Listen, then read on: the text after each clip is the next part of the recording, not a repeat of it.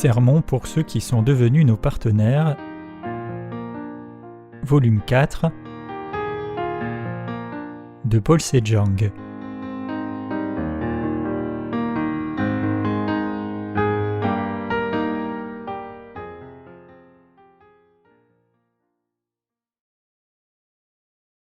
Seuls ceux qui sont nés de la parole de promesse sont les enfants de Dieu.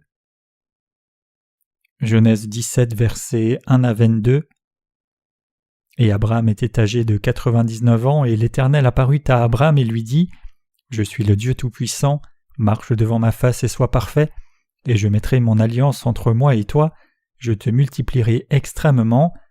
Et Abraham tomba sur sa face, et Dieu parla avec lui, disant : Quant à moi, voici mon alliance est avec toi, et tu seras père d'une multitude de nations, et ton nom ne sera plus appelé Abraham, mais ton nom sera Abraham, car je t'ai établi père d'une multitude de nations, et je te ferai fructifier extrêmement, et je te ferai devenir des nations, et des rois sortiront de toi, et j'établirai mon alliance entre moi et toi et ta semence après toi dans leurs générations, pour être une alliance perpétuelle afin que je sois ton Dieu, à toi et à ta semence après toi, et je te donne et à ta semence après toi le pays de ton séjournement, tout le pays de Canaan en possession perpétuelle, et je serai leur Dieu. Et Dieu dit à Abraham : Et toi tu garderas mon alliance, toi et ta semence après toi, dans leurs générations. C'est ici mon alliance, que vous garderez entre moi et vous et ta semence après toi, que tout mâle d'entre vous soit circoncis, et vous circoncirez la chair de votre prépuce, et ce sera un signe d'alliance entre moi et vous. Et tout mâle de 8 jours en vos générations sera circoncis parmi vous, celui qui est né dans la maison, celui qui est acheté à prix d'argent, tout fils d'étranger qui n'est point de ta semence. On ne manquera point de circoncire celui qui est né dans ta maison et celui qui est acheté de ton argent, et mon alliance sera dans votre chair comme une alliance perpétuelle. Et le mâle incirconcis qui n'aura point été circoncis dans la chair de son prépuce, cette âme sera retranchée de ses peuples, il a violé mon alliance.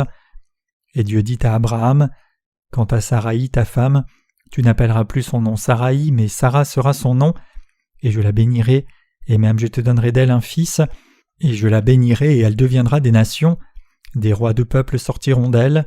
Et Abraham tomba sur sa face, il rit et dit en son cœur : Naîtrait-il un fils à un homme âgé de 100 ans ? Et Sarah, âgée de 90 ans, enfanterait-elle ? Et Abraham dit à Dieu : Oh, qu'Ismaël vive devant toi. Et Dieu dit : Certainement Sarah, ta femme, t'enfantera un fils, tu appelleras son nom Isaac, et j'établirai mon alliance avec lui comme alliance perpétuelle pour sa semence après lui. Et à l'égard d'Ismaël je t'ai exaucé, voici je l'ai béni, et je le ferai fructifier et multiplier extrêmement. Il engendrera 12 chefs, et je le ferai devenir une grande nation. Mais mon alliance, je l'établirai avec Isaac, que Sarah t'enfantera dans cette saison l'année qui vient. Et ayant achevé de parler avec lui, Dieu monta d'auprès d'Abraham. Qui était Abraham et comment Dieu a-t-il agi envers Abraham ? Aujourd'hui, je vais parler d'Abraham, j'ai nommé le père de la foi. Je veux observer le sujet de savoir qui il était et comment Dieu a agi envers lui. Dieu est apparu à Abraham assez souvent après qu'il ait quitté sa patrie, à savoir Ur de Chaldée. La première fois que Dieu est apparu à Abraham était quand il est arrivé à un endroit entre Haï et Béthel.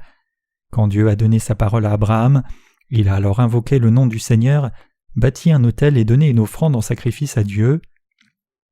En Genèse chapitre 14, Dieu a aidé Abraham pendant une guerre, et au chapitre 15, Dieu est apparu à nouveau à Abraham dans une vision et lui a dit : Ne crains point, Abraham, je suis ton bouclier, ta très grande récompense. Genèse 15, verset 1.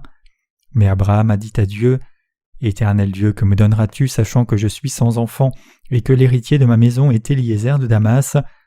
Genèse 15, verset 2.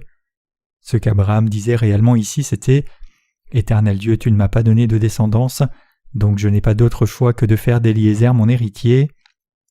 Le Seigneur répondit alors : Celui-ci ne sera pas ton héritier, mais celui qui sortira de ton propre corps sera ton héritier. Puis il l'amena dehors et dit : Regarde le ciel et compte les étoiles si tu peux les dénombrer, tels seront tes descendants. Et Abraham crut en l'Éternel et le lui imputa à justice. Il lui dit ensuite : Je suis l'Éternel qui t'ai fait sortir d'Ur en Chaldée pour te donner ce pays en héritage. Alors Abraham demanda : Éternel Dieu, comment saurais-je que j'en aurais hérité ? Et Dieu lui dit, amène-moi une génisse de 3 ans et une chèvre de 3 ans et un bélier de 3 ans et une tourterelle et un jeune pigeon. Et il lui apporta tout cela. Genèse 15, versets 8 à 9. Qu'a dit Dieu finalement quand il a vu la foi authentique d'Abraham ? Il a donné à Abraham une promesse de bénédiction et dit que ses descendants seraient esclaves en Égypte pendant 400 ans, mais qu'ensuite ils sortiraient en grand nombre avec beaucoup de possessions et formeraient une grande nation. Abraham était un homme spirituel.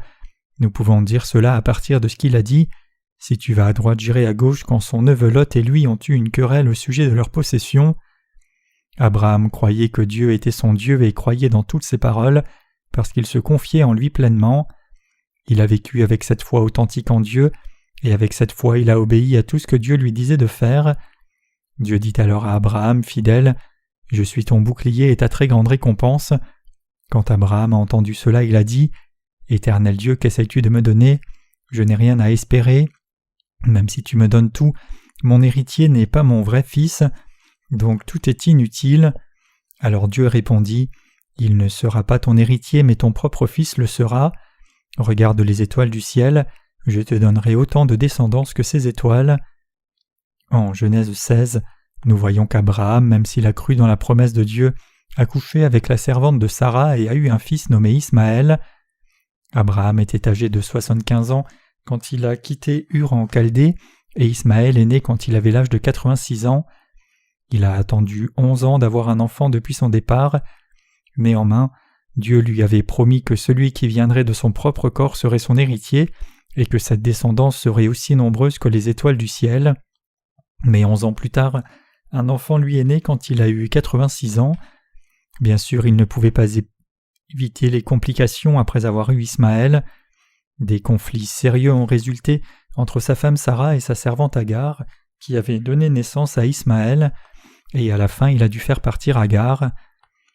Quand Abraham fut âgé de 99 ans, Dieu lui est apparu de nouveau et lui a fait la même promesse.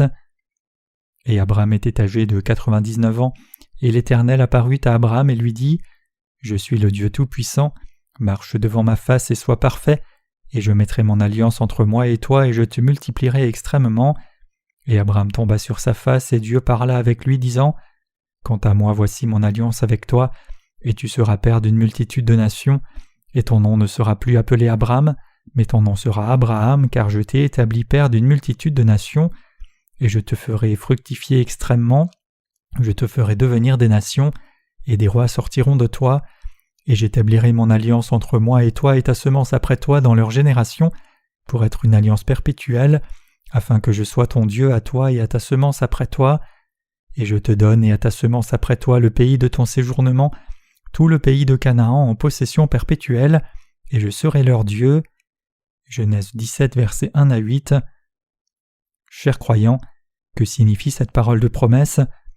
L'Éternel Dieu qui est apparu auparavant dans Genèse 15 est apparu de nouveau à Abraham en Genèse 17 et l'a assuré qu'il tiendrait cette promesse.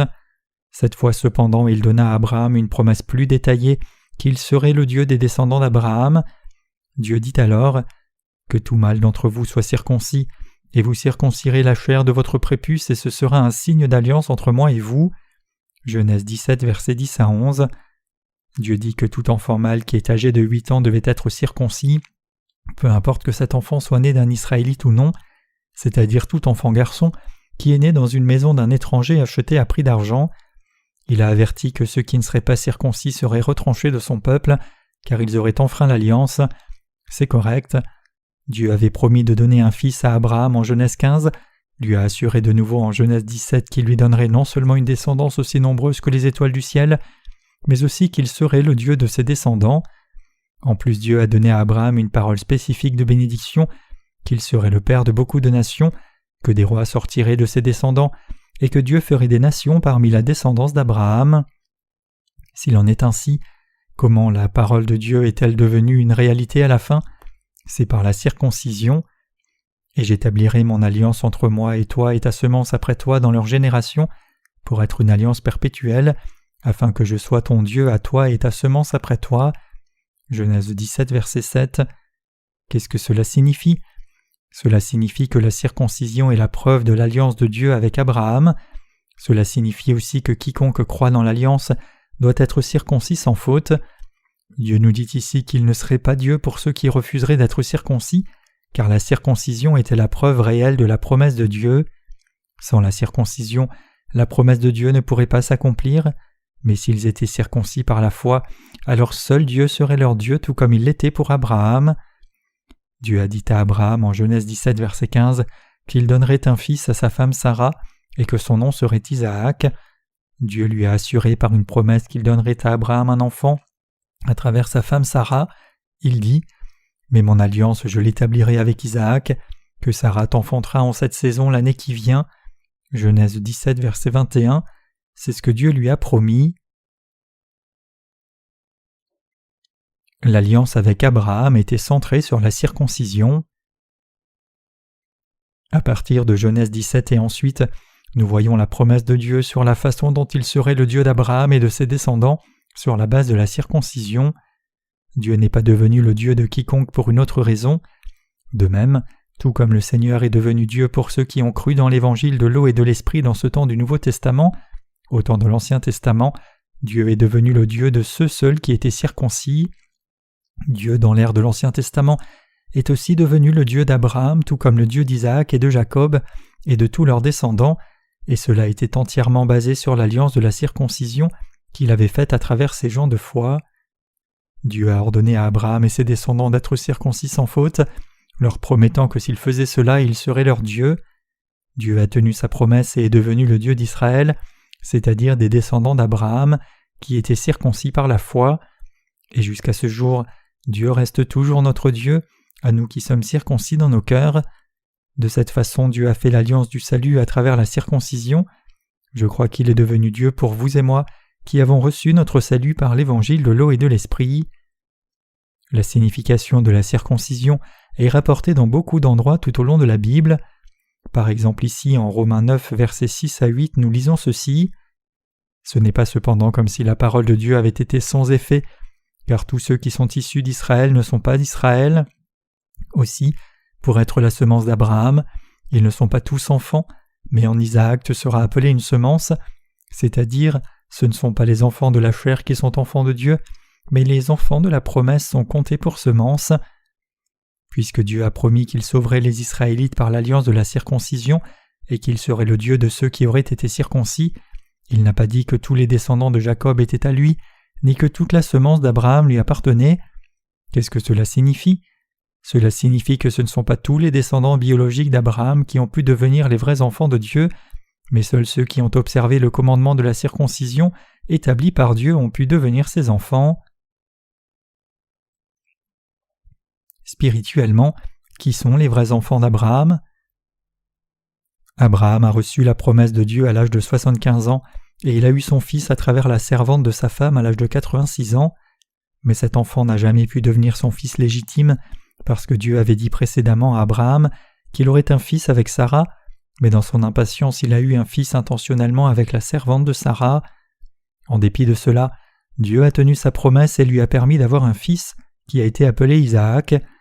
À l'époque, il avait 100 ans et il avait un vrai fils que Dieu lui avait promis 14 ans après qu'il n'ait eu son premier fils.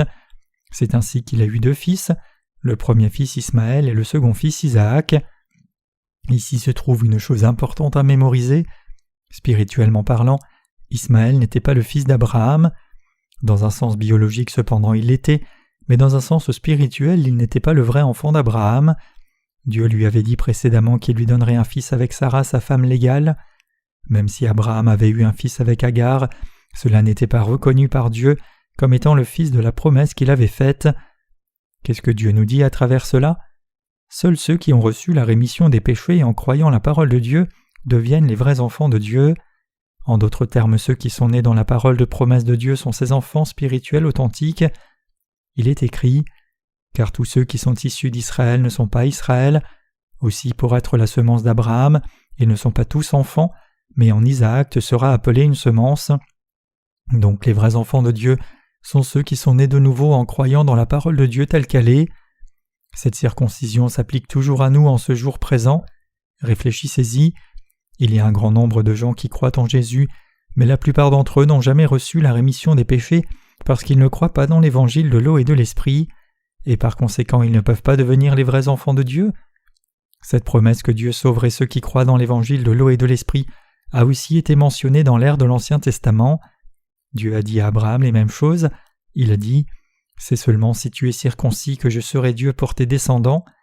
Les gens qui n'obéissent pas ne seront pas mon peuple. Seuls ceux qui sont circoncis sont mon peuple. Donc quiconque reçoit la rémission des péchés en croyant la promesse de Dieu devient enfant de Dieu indépendamment de l'époque dans laquelle il ou elle vit maintenant. En Isaac sera appelé ta semence signifie que les enfants nés de la chair humaine ne peuvent pas devenir automatiquement enfants de Dieu.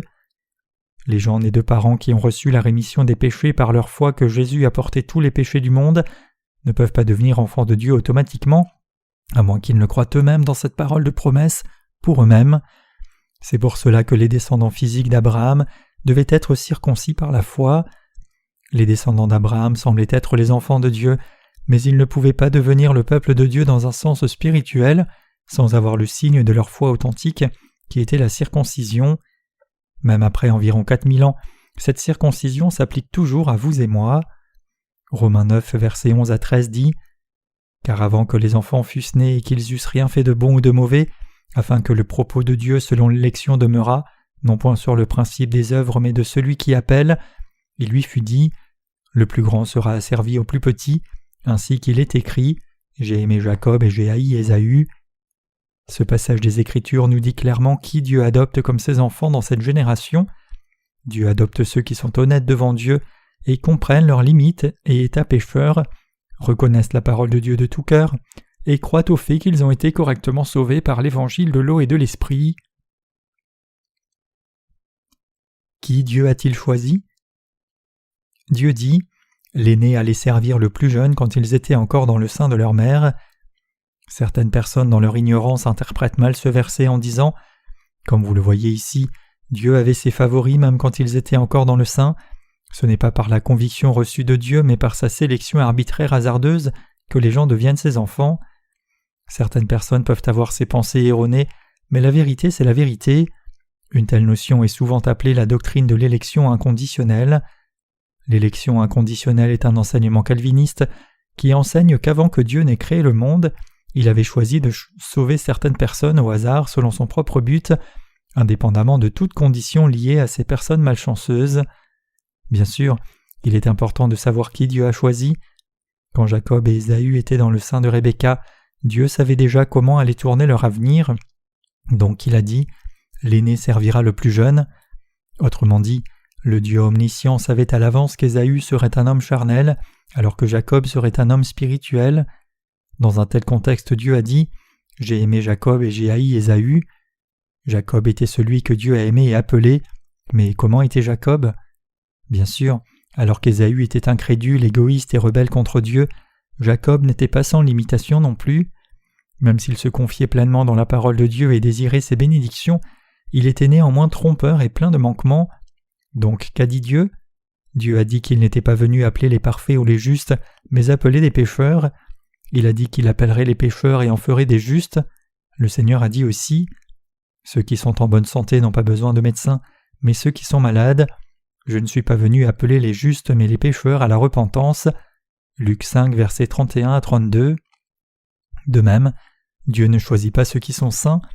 Dieu appelle ceux qui ont un cœur malade du péché.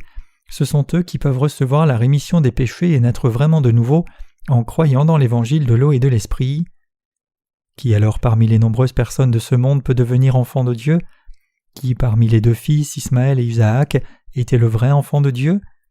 Dieu a donné sa parole à Abraham et a permis à Abraham de devenir le père d'une grande nation en lui donnant Isaac quand il n'avait pas la possibilité de devenir père dans un sens physique. 24 ans après que Dieu n'ait donné sa première promesse, il a permis à Abraham d'avoir un fils et il est devenu le père d'une nation. Donc les vrais enfants de Dieu sont ceux d'Isaac qui sont nés de la parole de promesse de Dieu. Donc nous qui croyons dans l'évangile de l'eau et l'esprit sommes nés de la parole de promesse de Dieu. Dieu a appelé des gens comme Jacob. Sur cette terre, il y a beaucoup de gens qui clament être chrétiens. Alors deviennent-ils tous enfants de Dieu? Non, ce n'est pas le cas. Comme vous le savez, Dieu a envoyé Jésus-Christ sur cette terre et a accompli l'évangile de l'eau et de l'esprit qui nous permet de naître vraiment de nouveau. Il a enlevé tous nos péchés une fois pour toutes par son baptême et nous a sauvés pleinement en portant ses péchés à la croix où il a été crucifié à notre place. Le Seigneur a alors clarifié cette vérité que seuls ceux qui sont nés de nouveau en croyant dans cet évangile céleste de l'eau et de l'esprit peuvent devenir les vrais enfants de Dieu. C'est seulement de cette façon que Dieu appellera quelqu'un son enfant. Il appelle des gens comme Jacob. Il invite ceux dont les vies sont pleines de limitations et faiblesses et qui reconnaissent honnêtement sa parole, et il lave complètement leurs péchés par l'eau et le sang et les adopte alors seulement comme ses enfants. Dieu choisit toujours ceux qui sont pécheurs et qui reconnaissent sa sainte parole. C'est la volonté de Dieu d'appeler des gens si insuffisants et marqués par le péché pour les adopter comme ses enfants. Il fait cela même en ce moment précis, puisque cela a été toujours le but évident et immuable de Dieu. Malheureusement, les gens ne comprennent pas très bien son but. Beaucoup d'Israélites dans l'ère de l'Ancien Testament ne sont pas devenus le peuple de Dieu parce qu'ils étaient seulement circoncis dans un sens physique, mais pas spirituellement. C'est la même chose aujourd'hui. Pour devenir les vrais enfants de Dieu, vous devez croire en Dieu de tout votre cœur par la foi, pas seulement avec des mots vides ou des sentiments. N'oubliez jamais cela. Pour obtenir la filiation de Dieu, il faut avoir foi dans son alliance selon laquelle il nous a purifiés par son baptême et son sang à la croix. Notre Dieu miséricordieux a eu pitié de nous, et il est descendu dans ce monde pour prendre tous nos péchés par le baptême, puis a porté nos péchés et est mort sur la croix pour tous nous sauver. Dieu a promis qu'il viendrait sur cette terre dans la chair humaine. 700 ans après qu'il ait promis cela par le prophète Ésaïe, Jésus-Christ est arrivé sur terre et a accompli cette promesse, et quand il a eu 30 ans, il a été baptisé pour porter tous ses péchés sur lui-même et a versé son sang sur la croix, comme les boucs émissaires étaient utilisés pour enlever les péchés des gens dans l'ère de l'Ancien Testament. D'une telle façon, il a pris tous nos péchés, est mort pour nous, puis ressuscité des morts pour devenir notre Sauveur. Je suis certain que seuls ceux qui croient dans cette œuvre complète du Seigneur sont vraiment circoncis spirituellement et sont devenus les enfants de Dieu. Donc nous devons comprendre la justice de Dieu plus profondément. C'est alors seulement que nous serons capables de distinguer entre les chrétiens charnels et les chrétiens spirituels. Une telle foi vient du cœur. Devenus les gens d'une telle foi, devenons circoncis spirituellement, commençons à comprendre pleinement la justice de Dieu et ayons la connaissance qui nous permet de discerner si quelqu'un est un vrai chrétien ou non. Faisons-nous connaître à Dieu comme les vrais chrétiens.